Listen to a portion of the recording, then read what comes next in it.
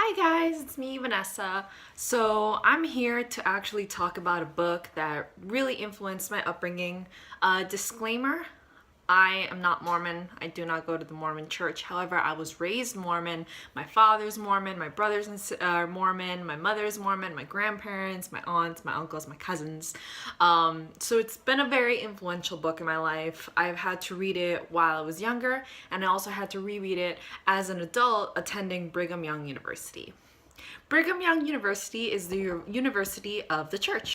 I don't think you have to be a Mormon to go there, but you do have to follow the honor code, which are very strict guidelines of the church to not smoke, drink, have premarital sex, and you need a recommendation of the bishop in order to enter the university. It's a little bit hard, a little bit prestigious, but it's a great school, which is why I decided to go there. Unfortunately, my time there did not last long, considering that I'm not a Mormon and I live a different lifestyle than they do.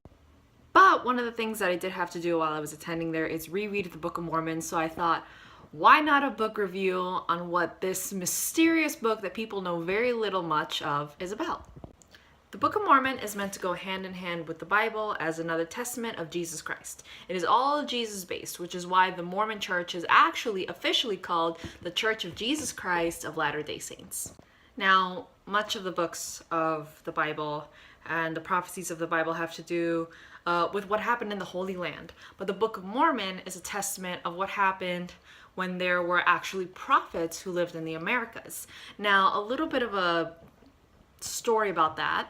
So it all begins in Jerusalem in the east with a man called Lehi and his family. Lehi was called by God to start writing the text that would start in the beginning of the Book of Mormon.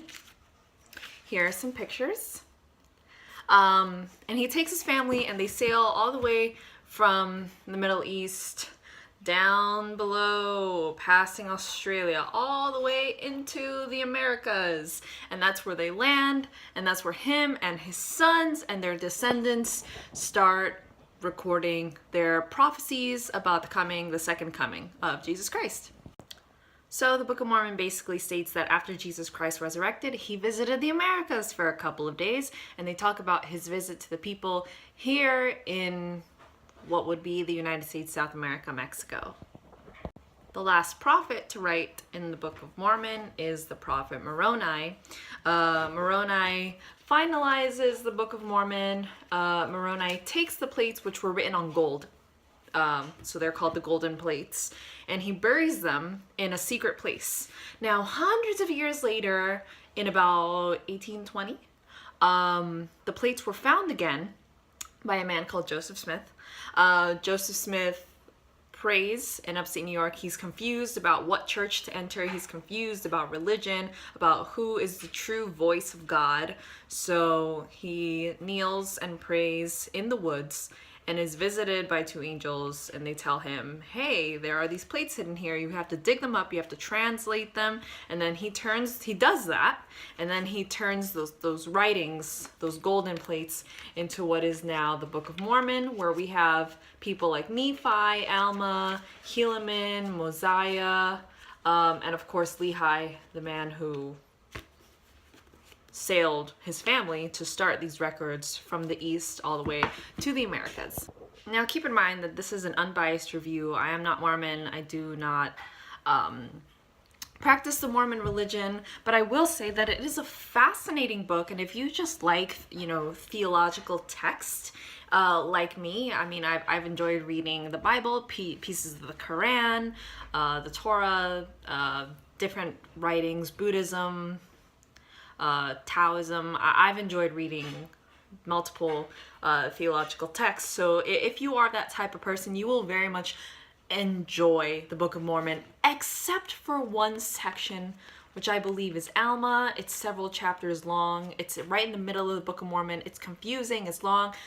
This book is full of journeys and wars. I would say that the most interesting part is probably the beginning, learning about Lehi, who traveled from Jerusalem to the Americas with his family, learning about their time on the boat.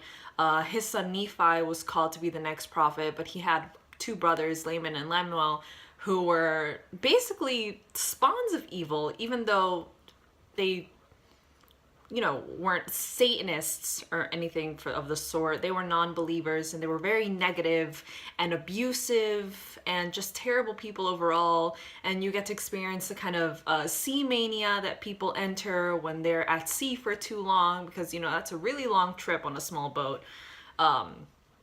So even if you do just want to read the story as a story of fiction, it's highly entertaining. It's some parts are a little bit not too violent, but there's always violence in historical texts. So that will be a little bit interesting. It isn't as hard to read. Oh, my camera's falling. It isn't as hard to read as some parts of the Bible, but it does have that classic uncomfortable wording, that non-modern wording, thine, thy, thou'st. So you do have to get used to that, but once you fall into that routine and you get comfortable with that kind of language, you will feel pretty good. It's about, let me see how many pages long. It's about 530 pages long. So you can get through it in about a weekend. Oh, my grandma just dropped something. That was loud. She's okay. So you can get through it in one weekend, where you just sit down and power through. I think I've known Mormon people growing up that have powered through it in a day and a half. But you have to understand that these people are very devout, and very focused, and have probably read through the Book of Mormon before. But I very much enjoyed it. Even as a person going to BYU, Brigham Young University, as a non-Mormon that I was then and am now, I very much enjoyed that course of reading the Book of Mormon, just because the stories were so entertaining. It was really interesting learning about the history, or should I say history? I mean, depending on, I don't want to offend anyone who is Mormon, because I totally believe in religious freedom. But I very much enjoyed it. Highly recommend it to anyone. Going a little bit further about the Mormon faith, their policies aren't very LGBTQ friendly. However, growing up around Mormons, I will say that they were some of the nicest people.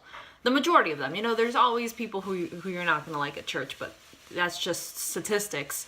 There's going to be people you don't like, but the majority of them were terrific human beings. There are some really interesting parts of the Book of Mormon that I do want to share. One of them being the visuals. A lot of them have dreams that are very symbolic and are left up to any kind of interpretation. So as a person who enjoys studying, theology, I was really fascinated by the thousands of interpretations that you can have, and the general interpretations that have arisen from most of the people who read the Book of Mormon, and how cohesive they are with each other, with other members of their faith, but how open Mormons can be into listening about your interpretation and finding about, what in the text speaks to you, in terms of the struggles you're going in through with your life. And Mormons have very interesting discussions. Even as a person who didn't consider themselves a member of the faith, I very much enjoyed not getting up early and going to church on Sundays, but getting involved in some of the class lessons and listening to a lot of the missionaries speak. Fun fact, my brother, my younger brother, Luis Felipe, who lives in Bolivia with my dad, is on his mission right now. And I have to say, even though I am not a Mormon and I don't agree with them, and I probably wouldn't want my children to be Mormon. I mean, it's totally up to them if they decide that they want to do it. I believe in religious freedom, but I am very proud of him. I can see how this 2-year mission.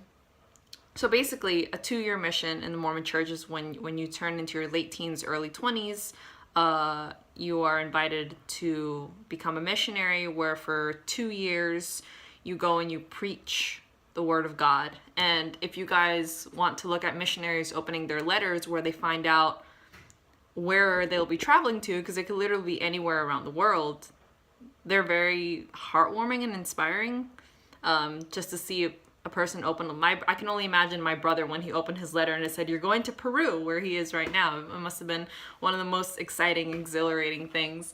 And another fun fact is I've also noticed that a lot of members from Utah, where Mormons have been known to congregate because it's kind of like the center for Mormonism in the United States. I think 50% of people in Utah are Mormon. Most of them are sent to New York.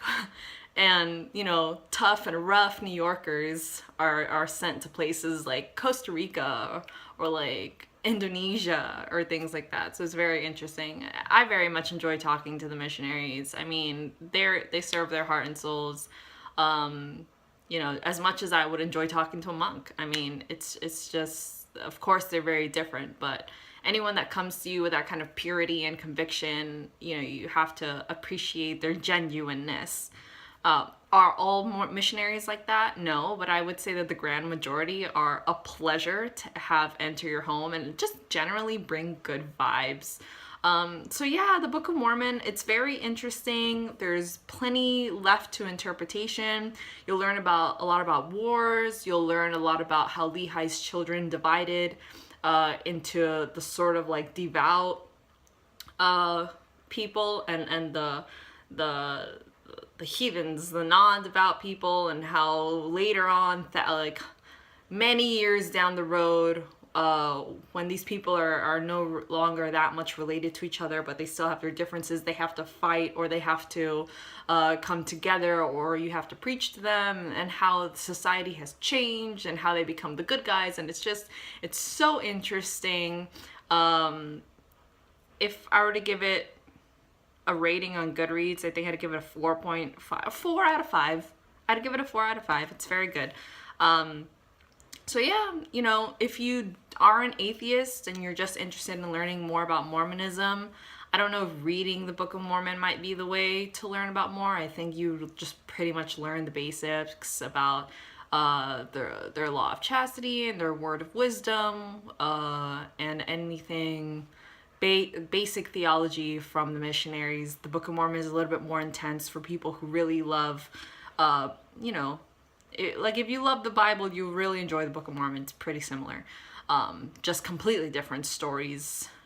So yeah, that's my review. I hope you guys like it. Gotta keep an open mind. Remember to always respect other people's cultures as long as they are doing no physical harm to others. It's really none of your business how people choose to worship God or what to believe in. So yeah, hope you guys enjoy, and I'll see you guys around. Enjoy reading the Book of Mormon.